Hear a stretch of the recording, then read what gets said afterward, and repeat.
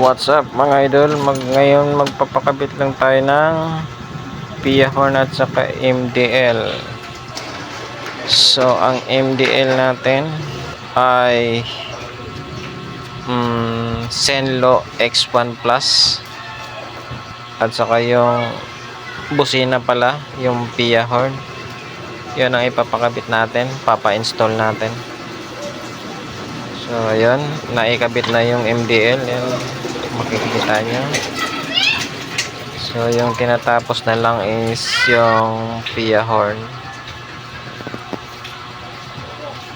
At mamaya i-testing natin para makita nyo.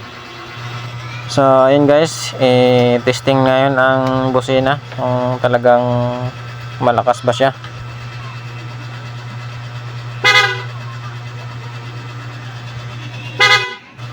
So ganun siya kalakas, no, yung PIA horn. So ayun yung stock na ilaw. Ayan ang low beam,